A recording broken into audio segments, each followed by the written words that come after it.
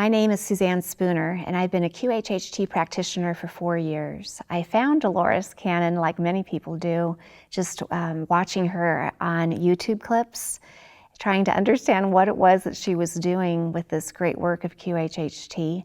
I really resonated with her work, mostly because the process allows the clients to find all answers are within themselves.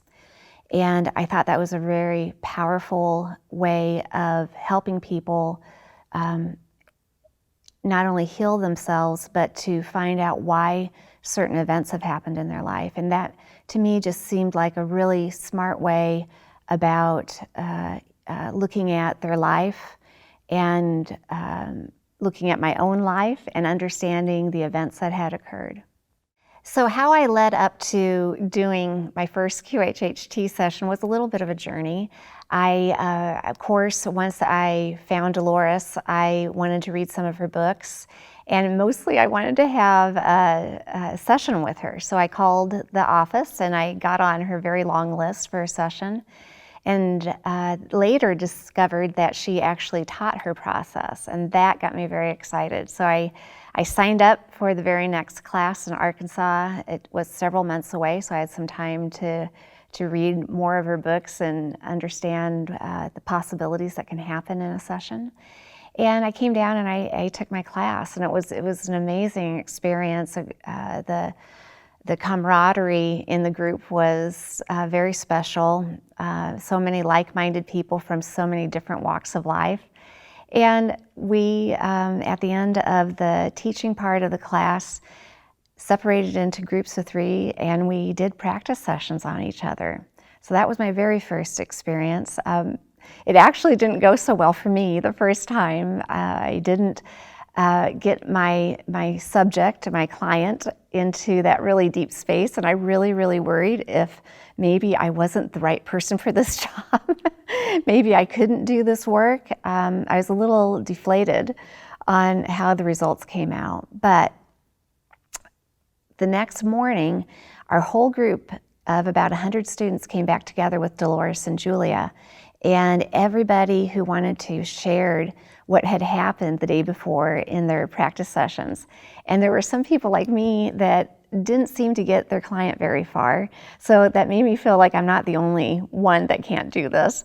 But more importantly, there were the people that really had these beautiful jaw-dropping experiences and healings, and I thought, wow, if they can do it, I can do it. And so with that, I drove back to my home in Des Moines, Iowa, and I asked my best friend if she would be my first client, and she said yes. And she slipped into hypnosis so easily and ended up having a beautiful past life in Egypt as a young boy that knew how to meld his body and his energy into the paw of the Sphinx, and knew once he was there how to go into secret rooms and access vases that contained ancient secret material. And I think during that session, I think my jaw hit the ground about 100 times. And I wanted to call Dolores up and go, oh my gosh, it works. So I knew I was good after that one. I knew I could do this. And it's been an amazing adventure ever since then. So for a QHHT session, as a practitioner, when somebody requests to have a session, they'll usually email or call me. We'll set up a time that works great for both of us. I have an office that I work out of, and I have a space that is it's relaxing and beautiful. It's a space that people can come in and feel at ease in. And so in a session, how this occurs is once we get started, we're just going to sit and talk. And that can take 1 or 2 or 3 hours, sometimes more. They're sharing with me about their life story, what it's been like to live through their life experiences, the highs and lows, and the people that have been helpful and the ones that haven't, the events that have shaped them. They have come into that appointment with a list of questions that they want to have their subconscious or high self answer. and we'll go over that list. That list is actually a beautiful instrument to use in this process because they will ask questions that are both about their physical body and the difficulties that they may be having with the physical body, a disease, injury, discomfort of the body. But they also ask life questions, and that might be to deal with relationships or curiosities that they've had throughout their life, or maybe they want to know about some characteristics that they have or some special gifts that they had as children that they want to know more about. Anything they want to ask about, they can put down on that list of questions. So after we've had that great conversation about their life and looked over that list of questions, then it's time to get ready to go into hypnosis. And so I have them lay down on a massage table that's very cozy and comfortable. And I just have them close their eyes, and then I just start gently guiding them through into a very deep state of relaxation. And it's in that very deep state of relaxation that they are able to quiet down that left brain, that monkey mind, and work from this other side of the brain, this right side, where we have clear and easy access to what we call our subconscious or our high self. Some people call it our gut or our intuition. And when we have that connection, that is the part of them that's guiding them in the session to the lifetime or the experience that is most appropriate for them to see in order to understand the questions that they have on their list. We'll explore those and see where it is that their high self or subconscious is guiding them. It almost never is where they think they're going to go, which is really beautiful. It's an amazing experience to show how big we all are and how much more we are than this physical experience that we really stay focused on while we're here and in it. And we usually will go through 1, 2, or 3 of those past lives or other places. Sometimes they'll go back to being an energy body. Sometimes they go back to source. Sometimes they are part of nature or even an animal. All beautiful experiences to learn more about themselves and kind of the story behind the issues that they want to know more about. And then when we get done looking at that part, then that's where I help guide them into that very deep state where they have clear and easy access to the subconscious. And that's when we ask their list of questions. And that is so beautiful because with that comes usually these very deep, expansive answers. Sometimes it's what the answer they thought was going to be, but many times it's presented in a way that they never even knew existed. Sometimes the subconscious will say, she's never thought about this, but the answer is this and this and this. And afterwards, it just gives them a whole other way of looking at their scenario, which helps them solve their problems a little bit faster than they normally would. So we stay in that beautiful deep state of hypnosis for about 2 hours. And then I count them up and we see what they recall. Some people remember quite a bit at that time. Some people remember nothing. Most are in between that. And we really talk about what it was that they experienced and how they felt and how their body's doing, because there's usually a big tune-up of the body while they're in that state. And away they go. What we're accessing in the session is called the subconscious or the SC. The subconscious is the part of us that has known us from the very beginning of our soul. It's been with us through every life, every experience. It loves us unconditionally. It is the part of us that understands all the pieces and parts of what our soul are. It understands why we came into this life, what lessons and purpose we came in to learn more about, to bring into the experience. It knows how and why we're connecting with the key important people in our lives and the history of other times and places that we've been together. It's the part of us that guides us. Some people call it our gut or intuition.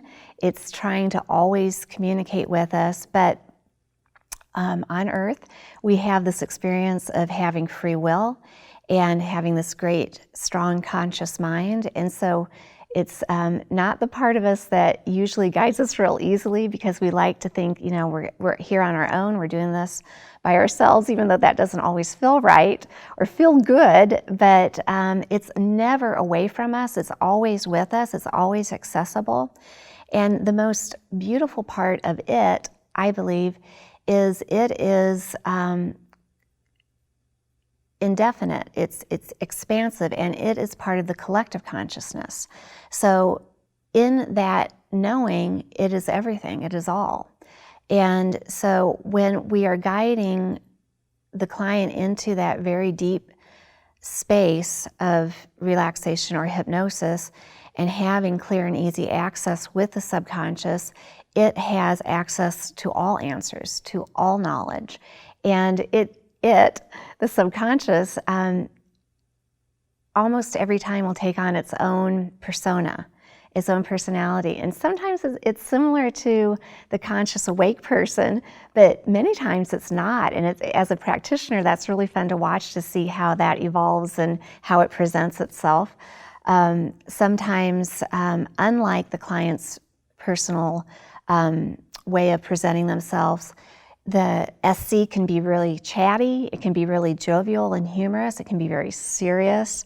The answers sometimes are so deeply expansive that I have to ask it to explain things a couple of different ways so that we can get it. They love to speak an analogy, which is really good for our human minds. We tend to understand those quite beautifully. So it is the part of us that knows everything. And that is what we're tapping into. That is why these experiences of a QHHT session are so healing and so purposeful. In QHHT, in the sessions, we never know where they're going to go. I tell everybody it's like the Forrest Gump box of chocolates. And that's very exciting. You know, sometimes clients will come in and they really have some questions about ETs or UFOs. They've had missing time, or they've had experiences, or they've had dreams where it was just very lifelike, but on a ship or in another time and place. And they want to explore that, and that's wonderful. Sometimes they come in, and in the discussion about their life, they will let me know that they do not believe in UFOs, they do not believe in ETs, you know, and I always, you know, just keep myself very neutral about that. But in my head, I'm thinking, oh boy, they're going to be on a ship, or they're going to be an alien, or, you know, it's just so funny, because it's sometimes what we resist is, you know, the most important part to know about us. But I've had experiences where clients have had very interesting experiences as an ET or on a ship. And again, because it unfolds in the way that they need it to, it's just sometimes, most times, not what they expected it to be. So one of the overlying experiences is that even if in their memory, in their conscious awake state, if they feel that they have been visited or they've gone on a ship during a dream, and they have some fear about that, you know, it was not a pleasant experience, they were very scared about it. One thing that we seem to always find out when they're in that really deep state and they've kind of left that conscious left brain mind behind, or they've receded it enough, is that every experience truly has been a good experience in my sessions. Their family and they're checking in on their family member that decided to come to Earth and have this experience. They're adjusting them and tuning them and giving them what they need to keep moving forward in their human life, to know and do everything that's in their highest and greatest good. So some of the experiences that my clients have had involving UFOs or ETs, they're very varied, but they're always so interesting. I once did a session with an astrophysicist, very interesting person, and in his experience, he went into the future and could see the year, I believe it was 2064, and in that time he was a young man going to an academy that was learning about, again, picking up his work of astrophysics, and that day they were going to have a special guest who was somebody from another planet. And so I took him to that meeting. It was a classroom with about, 8 or 10 other students. And he says the being, I guess you would call him, came into the room, and he says he's really handsome. Like, it surprised him. He thought he'd have the big eyes, but he says he looks like a movie star. And what we found out later was that the being could be any form. And so the being chose to come in as a form that the students could feel comfortable with. So that's why he looked the way he did. But he was teaching them about physics and manifesting and creating.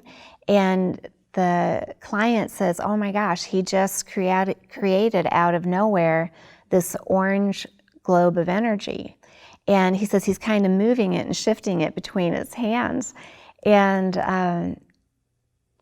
the client is describing how the being came and gave that ball of energy to each student a turn to hold, and they could help mold and manipulate it a little bit. That was fascinating. It was very interesting.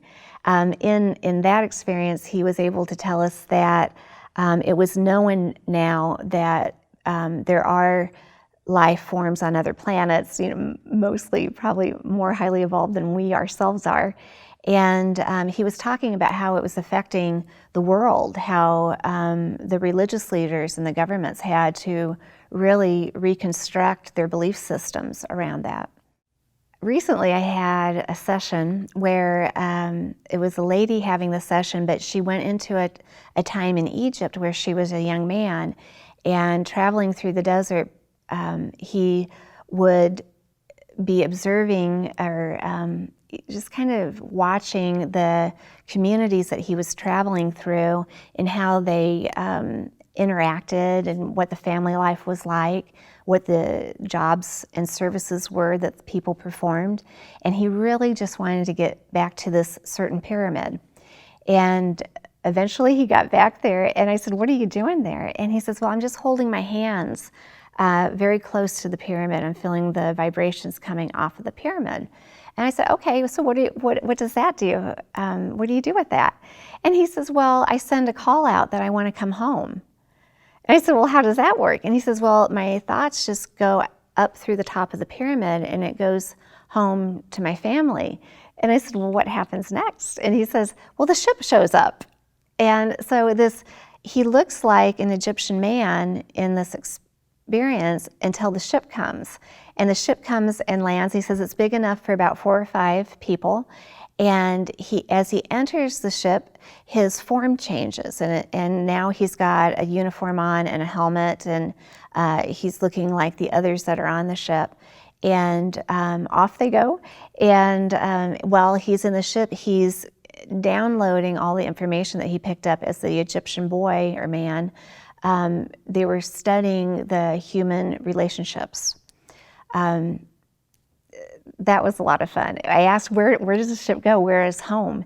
And he says, well, we're going to the sun. And so he described the process of going through the sun and the beings that were on the interior of the sun, and that experience. So again, you never know where they're going. One very interesting session that I had was, he was a young man in this life, kind of faltering on what he should do with his life. He was kind of a mess, actually, and just didn't seem to have any direction. And what we found was he had a lifetime where he was a sole, I guess, astronaut on a ship that was going out doing experiments. He was actually very highly evolved ET, having these experiments performed on the ship. The ship was a living, breathing entity of its own, and so it would interact with the ship and get this information. It really was a transforming experience for him afterwards, after he came out of the session, because although it appears like he just isn't moving forward in this life and he doesn't know what to do, he's seen himself in another time and place with great purpose and great direction, and that gave him some understanding that he's more than he thinks he is here. Another time, a young man came to me, very, very smart man, knew many languages, but it was having a lot of physical issues that kept him from being able to hold a job down. Not explainable with the doctors and all the testing and all that. And in his experience, as we took him back in time and place, he was on a planet. He called it a terrestrial object. It was the only purpose of this one planet, which he called M1, was as an experimental planet. They were experimenting on energy, free energy, working with the atmosphere and energy, and he was a scientist there and was able to tell us about all these experiments that they're doing, very much sounding like Tesla and those experiments as well. And he talked to us about going back to his home planet, that it was just a really easy travel between M1 and his home planet. And what we found, this was a unique experience, especially because this wasn't a past life of this client's. This was actually another member of his soul group that he tapped into. And the member of the soul group, Charlie, the scientist, really had a little bit of slight awareness of my client that was laying there on the table, but not so much. So we just, we gathered our information that way. That's what was appropriate for him. So one of the aspects about QHHT that people like to experience a session for is for the availability of healing of their own body. Now, this isn't me or a practitioner healing them. This is them healing themselves. And what we find with QHHT is that anything that is out of alignment in the body, any discomfort, pain, injury, illness, accident, is all rooted in an emotional experience that they're not paying attention to. It all relates together. Nothing is separate from one another, the physical or the emotional. So that's what we're tying in all together. So once I had a lady come to me, amazing woman, bless her heart. She had so many health issues, 6 pages of health questions, and her doctor had given her 6 months to live. By the time she got to me, she was in her 7th month, so she had hung on longer. There was no more that the doctors could do for her. Her biggest issue was her heart. The descending aorta had been operated on, and it was repaired and working okay. The biggest problem was the ascending aorta. It was ballooning out, and the surgeons couldn't open her up anymore without it being catastrophic. So that was essentially why she wasn't going to be given a long prognosis after that. So in the session, as we always do, we have this time of talking and sharing about what their life has been. And it had been a tough life. Many things had happened in her life. She was somebody who was very sensitive and took on other people's energy, and she actually did that really well in that she'd let it go, except for with one key person in her life. And she would take all of his pain and discomfort on, but she kept it. And we found that that's a lot of the reasons of why her body was in the shape that it was in. So we had a lot of work to do in that session. And as the subconscious was working, doing a body scan, it started working with the heart. And it was really quite interesting because it said that the repair of the descending aorta really wasn't all that great. And so it was going to go ahead and go in and finish that up and get that running better. And it said, okay, we're working up here on the ascending aorta. And I'm listening, it's always interesting. I always ask, how are you doing this? Because I want to know, and I want them to understand the amazing ways that their subconscious works with them to heal the body. And so what it said is, well, what we're going to do here is we are going to reinforce this part of the heart so it can function in the way that it needs to. And we're wrapping it with a special material from another planet. And I thought, what the heck? That's pretty interesting. I said, tell me about it. And it said it's a golden fabric that is from a special loom. And this golden fabric will hold everything in place. The heart is going to function just fine after this session because of that being there for her. And it says if a surgeon's scalpel was to touch it, it would break the scalpel. So it said it was lighter than air and stronger than steel, and doing the work that it needed to do. Her heart was enlarged, what we would normally say is too enlarged to be healthy. But the SC said for her, she came in with a lot of love for many people. And it was going to make a concession, and the heart would be fine staying enlarged because she has this capacity to love so many people. Now, it went through and did healing all throughout the body, from the brain all the way down to the tips of the toes for her. And it said, although when she came into the session, she believed her time on earth was coming to an end, that truly her job was just beginning, her true purpose here. Her true purpose was to heal herself. And it said, although many things are going to be resolved in this session today, as many times they are for the clients, it says this is going to take about a year to get her completely back into health again. But what she is going to do as she's healing and after she's healed is that she is going to speak in front of thousands. And she has these medical records showing how depleted the body was and how close to death she was. And she will go in front of the doctors and the healthcare workers and the public, and she'll hold her records up and she'll say, I healed myself. I healed myself. I healed myself. And that will be a great demonstration to this new awareness that humanity is coming on, that we all have the capacity to heal ourselves. And she's one that I've stayed in contact with. She'll give me updates from time to time. And it's been about 9 months now since her session. She's doing better. She listens to her recordings so that she can get the words and the vibration and the frequency of herself in that beautiful space of her subconscious. And everything is healing and repairing. Her life has taken different turns so that she can be in a better place emotionally, and things are looking up for her. One of the amazing takeaways from doing the work that I do and watching these people transform themselves is that it reminds me that all of us have the ability to have clear and easy access to our inner guidance, our subconscious, our high self.